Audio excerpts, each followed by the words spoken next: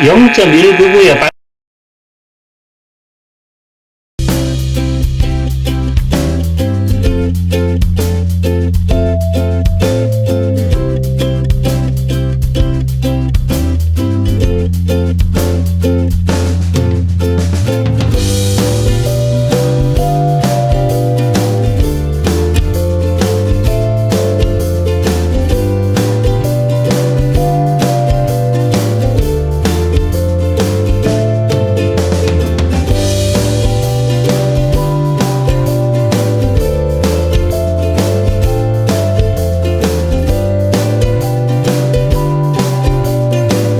안녕하십니까. 실드그린에서 한동 대표입니다. 자, 오늘은 소비자분께서 요즘 이제 유아동 육아에 많이 사용하는 통풍 시트를 이제 구매하시자마자 보내주셨습니다. 그래서 포장도 여기서 떴고 비닐도 이렇게 뜯었는데 좀 걱정하시는 부분이 통풍 시트가 이제 대략 형태가 이렇게 생겼습니다. 이제 통풍 시트 자체가 있고, 이제 연결 조절하는 조절기가 있고, 통상 또 이 배터리를 가지고 이제 연결해서 쓰기 때문에 배터리 이렇게 구성이 되어 있는데, 통풍을 하기 위해서 바람을 일으키는 이제 모터가 필히 사용이 됩니다. 그래서 이 모터를 돌릴 때, 전자파가 어떤 전자파가 얼마나 생성이 되는지, 22년도에 SBS 뉴스에 저희들이 실험을 같이 해서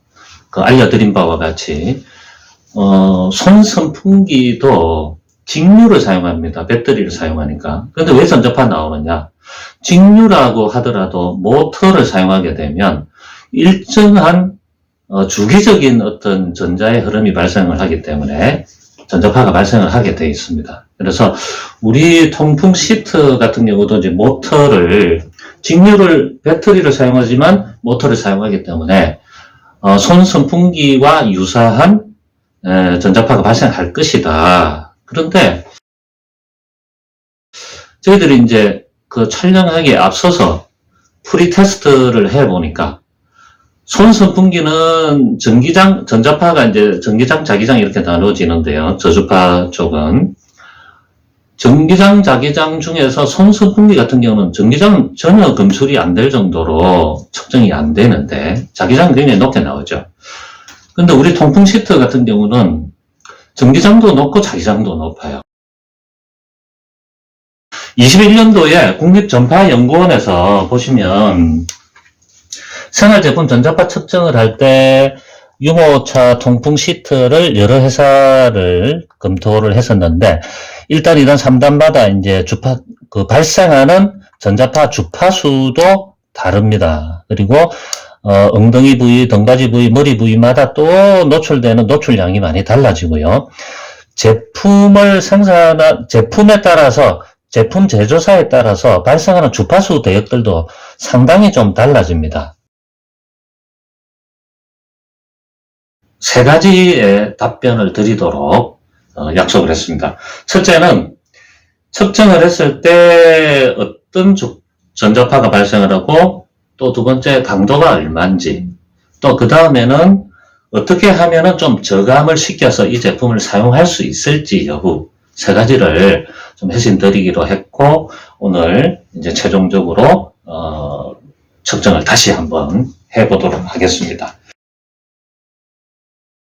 첫 번째 측정은 이제 일반인들이 사용할 수 있는 일반적인 그냥 전자파 측정기라고 얘기를 하는 측정기. 두 번째, 우리 전문가들이 사용하는 전자파 측정기. 약간의 주파수 분석이 됩니다.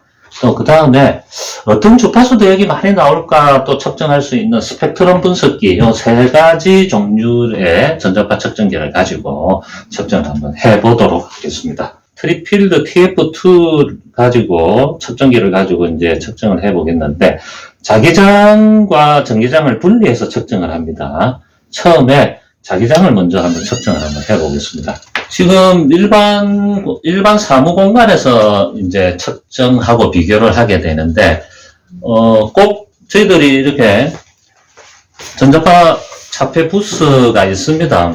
안에서 들어가서 전자파가 완전 차단된 상태에서 측정을 할 수가 있는데 좀 협소하고 또 일반인들이 일반적인 뭐 생활 공간, 집이나 사무실에서 측정하기 때문에 같은 유사한 공간에서 측정을 하는 것도 의미가 있겠다 해서 이 공간 자체가 전자파의 간섭 장애 뭐 이런 부분들이 많이 없는 곳이기 때문에 여기서 일반 사무 공간에서 측정을 하겠습니다. 가동하기 전에 자기장을 보면 0.1입니다. 뭐 0.0에서 0.1 왔다 갔다 이렇게 하는데, 자, 엉덩이 부위가 되겠죠. 엉덩이하고 등하고 중간 정도 부위 0.1 변동이 없습니다. 그 다음에 목이나 머리 부위 뭐 중간 정도 이렇게 제가 딱 붙여서 한번 해보죠. 0.12 지금 제가 손이 떨리고 있으니까 0.3 뭐 이렇게 올라가는데 뭐 0.11하고 같이 볼 수가 있습니다.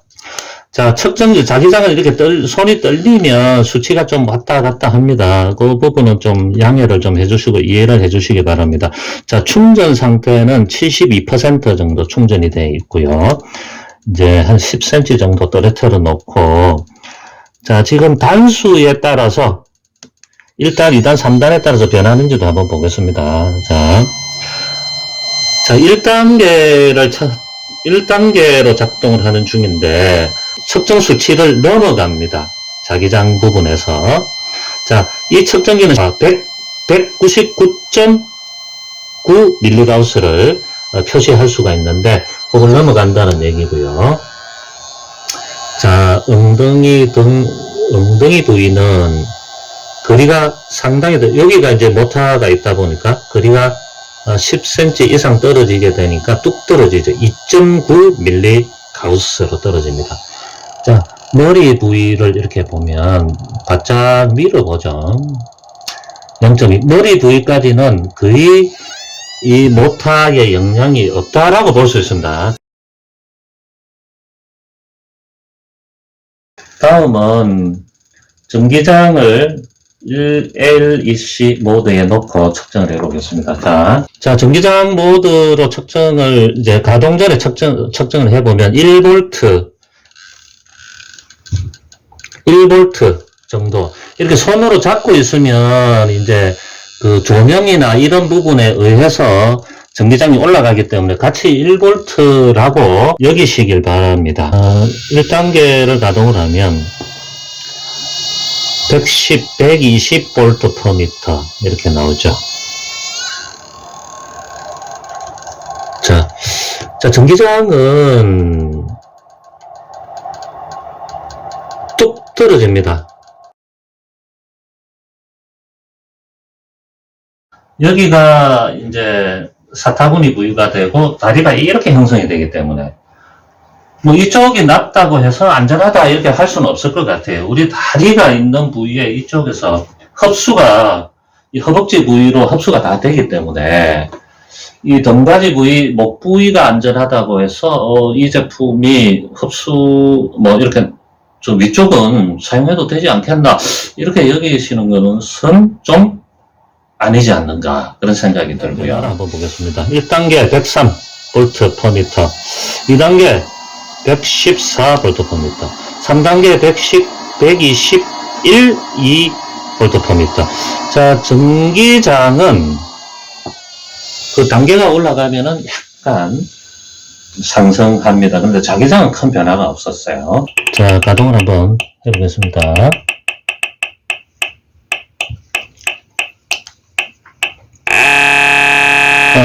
0.199에 빨간불이 곱하기 1000 들어오면 이제 곱하기 1000을 하라는 얘기입니다. 그런데 199.9mHz를 더 넘어간다는 얘기죠. 이 측정기가 조금 더 이제 민감하고 일반적인 측정기보다. 자, 자기장은 아까 일반 측정기도 측정 불가로 나왔죠. 자, 엉덩이 부위가 아니고 등 부위가 되겠죠. 여기가 엉덩이 부위가 되겠네. 네, 엉덩이. 자, 6.94. 자, 바짝 붙였을 때 1.2 mHz 정도.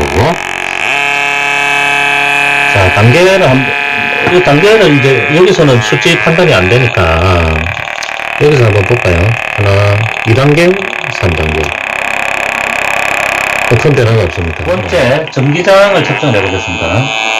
지금 전기장도 1단계에서 그냥 측정을 할게요. 아까 뭐, 단계별로 해왔기 때문에. 자, 1단계에서도 1999 이상 표현을 하지를 못합니다.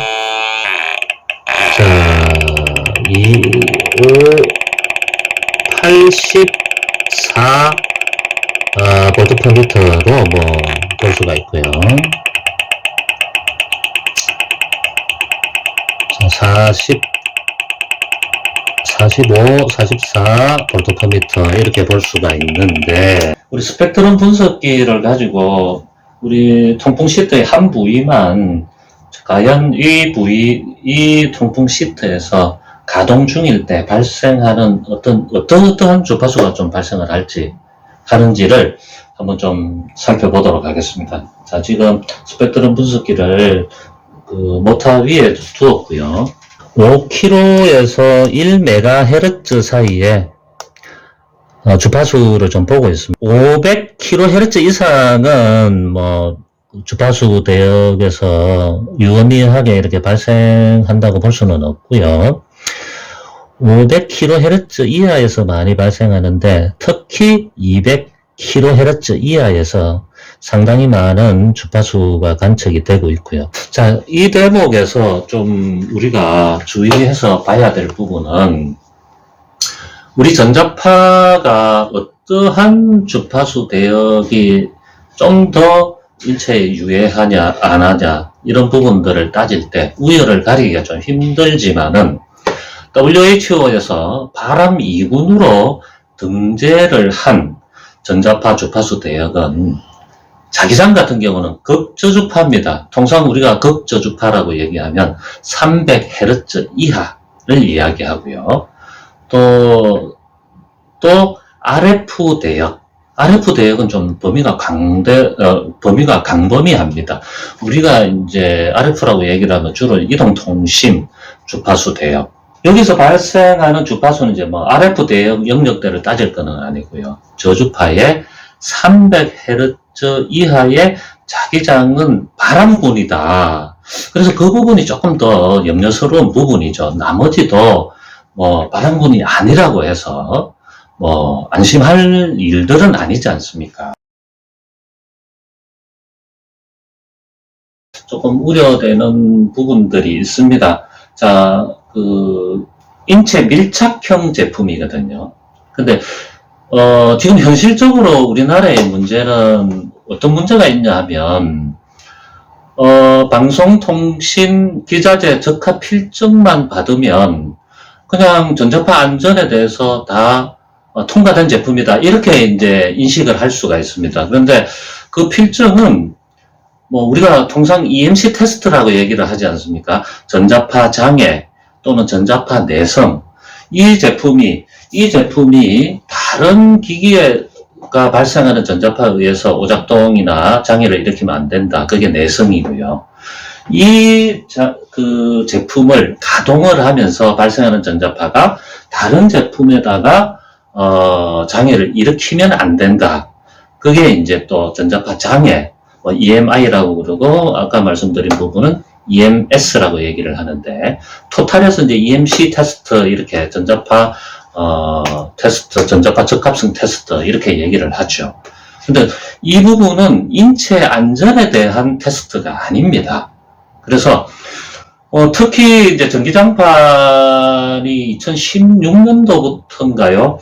그 인체 밀착형 제품으로서 그 한국기계전기전자시험연구원에서 시험하고 인정을 해주는 전자기 환경인정, EMF 환경인정이라고 있죠. 인체 밀착형 제품들은 거기에 기준을 따르는 게 맞을 것 같습니다. 거기에 인체 밀착형 제품들, 전기 전자 제품들은 시험을 하도록 그렇게 안내가 되어 있고요. 자기장 기준은 그 시험 기준에 의하면은요, 자기장 기준은 2mgauss, 전기장은 10V/m입니다. 그 기준은 스웨덴 기준하고 같고요.